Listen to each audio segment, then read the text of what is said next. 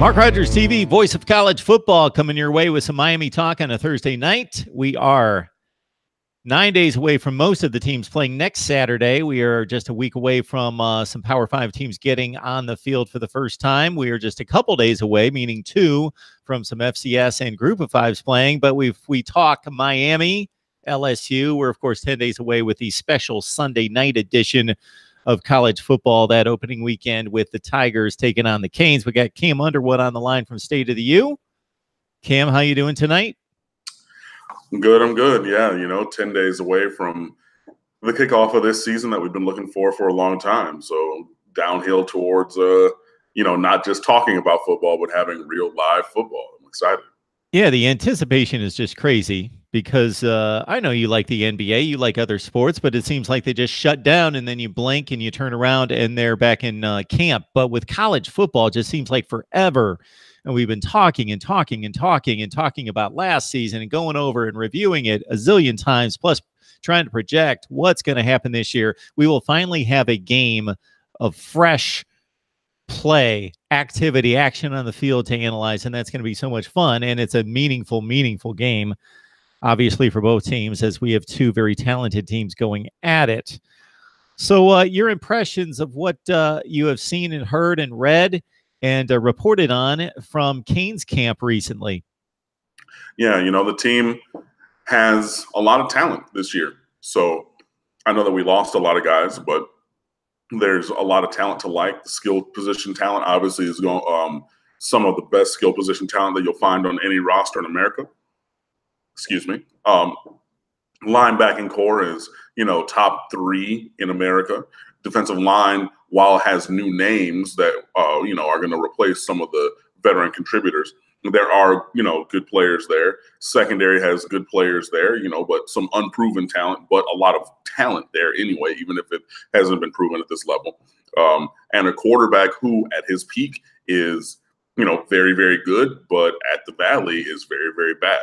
And inconsistent at best. So that's something that's going to need to obviously change, a stable of running backs. There's a lot of things to like. So, the team is working hard, getting towards the season. The Canes camp is now over because, we're in basically into season mode now. Just got the media schedule for this next upcoming week. And yeah, I mean, we're in game week mode already. So I think that, practices or, we're going to hear from players and coaches on, I think it's like Tuesdays and Wednesdays this week upcoming. And then after the game. So we're, in full game mode and, everything is going in that proper way. Of course, you got a couple injuries during Canes camp to reshuffle a couple of things. Michael Irvin II, starting tight end or the number 1 tight end coming into the fall or into camp.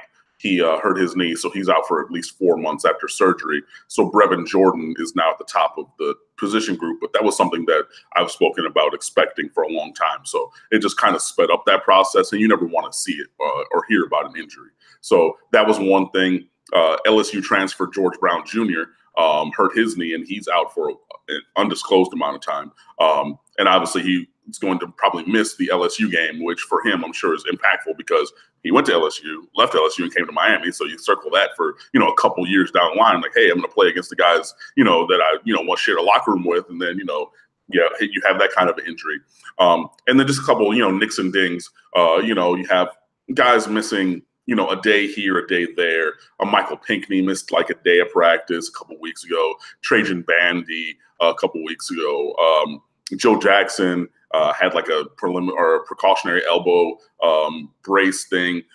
He was not demoted, but he was working with the 3rd team. Joe Jackson was for a couple of days just to kind of be precautionary about his elbow. And then he's back as a full go participant in practice recently. So, a lot of things like that. But yeah, just hearing good things about the freshmen. And, Mark Richt said that a bunch of freshmen are going to play like base offense and defense snaps against LSU. So not just special teams, although that's a place where I expect to see freshmen play as well. So, it's just kind of your normal camp. You see guys redefining their bodies. You see guys redefining roles or finding new roles for themselves on the team. Like a Trayon Gray, Chalk Gray, who was a high school quarterback at Miami Carroll City, arguably one of the fastest guys on the team at 6'2", 6'3", like 235, 240. He's a big dude. So he's playing fullback, and all of a sudden, he's up to the number 3 running back slot. And honestly, I didn't think he was going to really play running back here ever again.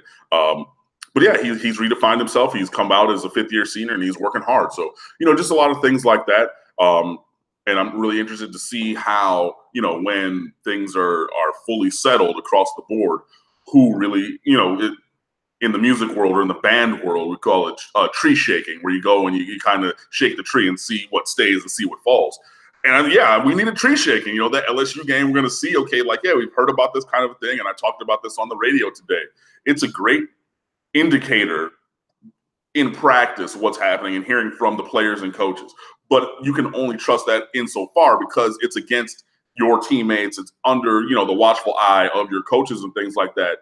When you're now going against another team of scholarship players, then you're going to really find out really where things shake. So I think that Miami's in a good spot. I do like where the roster is. I do like where the chatter is from everybody, from players to coaches. But, obviously this is a time for optimism. So, I want to see what happens on the field. And I think that everybody's really excited for September 2nd. A lot of hey hellos to Cam and myself, a lot of score predictions and Miami record predictions on the chat. Final scrimmage just in the last 24 hours, Cam. As you mentioned to me before we started to record, the 3rd of 3 is in the books. Anything that we can glean from the various scrimmages and especially this last one? Yeah, just really that there are playmakers on this team. On offense and defense, there's a lot of speed. This last scrimmage, Miami put the ones on the same team, so first team offense, first team defense, against the best of the rest is what they called it, and the best of the rest were LSU. And it was, the typical come from behind scenario. So the coaches spotted the second team or the fake LSU team 27-0 lead, and then put situations together for the first team and everything. And I mean, it wasn't perfect, but Malik Rozier led a final drive and he threw a touchdown pass to Amon Richards for the win in that one. So I think the starters won 28-27 from what was told to us, because obviously scrimmages are closed. So we just kind of heard what Mark Richt told to the media. So yeah, just players making plays. Michael Jackson, or Sheldrick Redwine, had an interception in that game.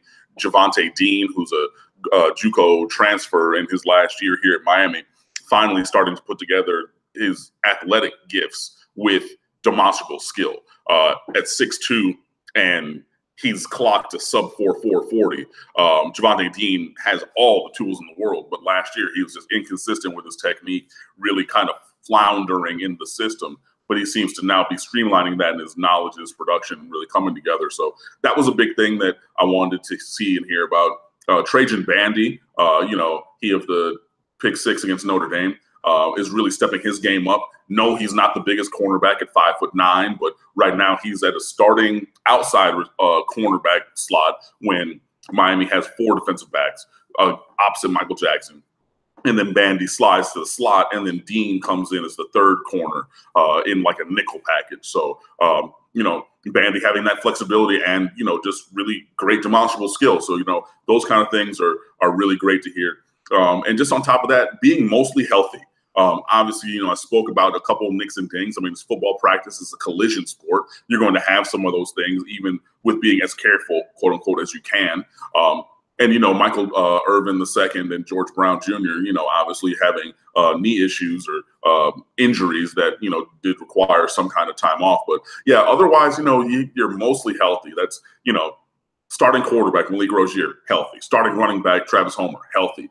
Amon Richards, one of the best wide receivers in all of America, finally back healthy. And if you remember, he hurt his hamstring in last year's fall camp, and that plagued him all the way throughout the year, because the hamstring is one of the largest muscle groups in your body.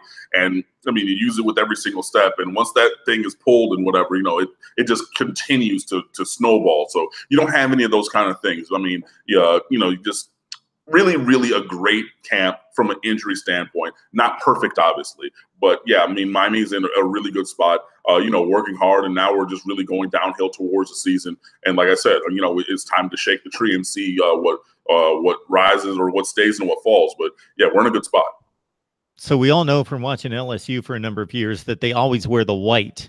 They have not worn purple uniforms, basically. I'm sure they have once or twice, but basically the deal is that traditionally teams wear dark uniforms at home, and therefore they need to wear the white on the road. But LSU switches it around, so they always choose white, because if they're at home, they've got the white, then they wear the road whites because the other team has chosen to wear the dark jersey. So that gives me a picture of what the game's going to look like on the TV screen, and you're going to be right there in the stadium, Cam. So do we know if the Canes go with the green or go with the orange, and do you have a preference?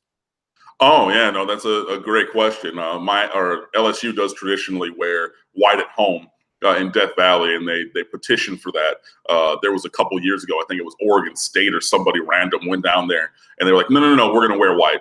And for like a night game in LSU, which is like unheard of, but they do have to petition the other team for that. And the other team, they were, being jerks. Hey, let's do it. And they said, no, you can't. We're going to not, let you have your tradition because we don't have to. But for the opener in Arlington, Texas, at Jerry Jones World, AKA AT&T Stadium, the Miami Hurricanes are actually going orange over white, and there is a new alternate jersey, actually, and I wrote about this week on State of the U. Adidas has partnered with a company called Parley for the Oceans, and they're making jerseys from upcycled ocean waste. So like plastic from the oceans being taken and then repurposed. And they're really actually kind of slick. So if you look at the numbers of the jerseys, the threading or the detailing is like what Parley is known for. They have this kind of ocean blue and white colorway that they do across all their engagements. That is their thing. So you see some of that detailing, like on the side, there's a subliminal shadow of like a palm tree and things like that. There's like orange cap sleeve kind of a thing. Green cap sleeves on the orange jersey. Excuse me. And the thing that started to tip people off is Adidas and Parley have partnered for different shoes and things like that. And actually somebody asked me randomly, hey, can you talk about shoes for the season? Because I need a new pair. And I included the Parley Ultra Boosts in there, which have that same, traditional colorway of that white and seafoam blue. And yeah, Miami players were wearing cleats in that same colorway. And it kind of looks like almost Dolphins aqua blue, if you will. So a bunch of people were like, hey, why are we wearing these cleats? This is different. Maybe there's an alternate uniform. And, Adidas said when they signed Miami to the apparel deal that they were going to make Miami the premium or premier team for their design and their jersey tech and all these different kind of things. So, yeah, you do have these, I think they're called Defenders of the Deep alternate jerseys. And yeah, it's pretty cool. And I think actually on Monday, the 27th, the University of Miami is going to put those jerseys up for auction as well, with the proceeds going to the University of Miami Rosenstiel School of Marine and Atmospheric Science, which is a world-renowned school for marine biology and marine sciences to, do research on helping the oceans and, all these different kind of things. So you have the cleats and the jerseys and everything, in that partnership with Parley and Adidas, which is really pretty cool. So, yeah, Miami's going to have, orange alternates with, orange or green details, and then the Parley detailing on the numbers and things like that for the opener. So it's I was thinking from when I initially saw the cleats a couple months ago that it was going to be more of like if you think of like the LeBron 11s, kind of like or the Miami Heat South Beach uniforms, kind of pink and green and things like that. That's what I had in my mind's eye. So when I finally was able to see the jerseys a couple days before they released, it was a little different. So I was kind of taken aback. But the more I look at them, it's really a sleek design. It's really cool. And plus the fact, it is for a good cause, like saving the oceans and, kind of curtailing some of the waste in everything, because, if you don't know, and I mean, I'm not going to be on my soapbox, but like, the earth is made like 70% out of water, man. So like these are things that matter to everybody, and especially being here in South Florida and being, very close to the coast and everything, like, the coastline and the oceans, like, these are things that matter maybe a little bit more to me and where I live than some other people. But, having that combination and that collaboration between Adidas and Parley for the new jerseys is pretty cool. So like I said, I wrote about it up on the State of the U, and you can go on there and check it out with some really, really great photos and information. Yeah, I saw the news drop on the uniform selection and the whole process and what it means. And I was just thinking, what a process it must be to be a company, want to sell your jerseys or your gear to a particular college football program of that magnitude. I wonder what the process is of presenting that, presenting your pitch, the fabric, having all that looked at and reviewed, and the cost portion of it, and all of that reviewed and taken into account and accepted, and the deal done. Must be some kind of process there. Yeah, I mean, obviously, there's a lot that goes into that kind of thing, and Miami's probably, obviously has a rep from Adidas, but you're going to have some of the higher ups at the company who are really doing those kind of things, and having met a lot of people who work for Adidas over the years, and from a variety of things, and just seeing a lot of the different designs over years, like, yeah, when Miami first went over to Adidas, people were talking about the look like the feathers on the arms of the jerseys, and that was like supposed to be like a hurricane swirl, and you take that and then you purpose that onto the jersey, and I mean, I liked them.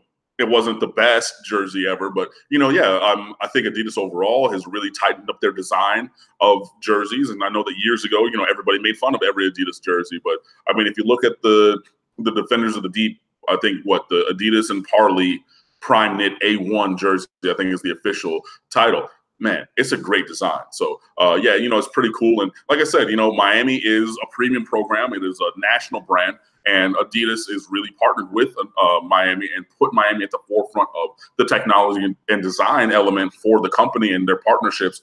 And we're seeing that right now because, there are other Adidas schools, and there are even a couple of schools who have a more lucrative contract than Miami does, who signed it after Miami and things like that. But those schools didn't get the alternates for the opener. They didn't get this Parley coordination. They didn't get this collaboration. The University of Miami did, because of the strength of the brand across the board. So yeah, I'm sure that it was an intensive process, and these have been in the works for months. But it's pretty cool to see. So I'm glad to have that, and they'll look really, really great on television come September 2nd. Cam Underwood, State of the U, joining us to talk Miami football with us 10 days away from the LSU opener. A number of comments on the live chat about the uniforms, nothing in particular that stands out, except for Terry King, who mentions that Miami could beat LSU even if they were naked. I love the enthusiasm.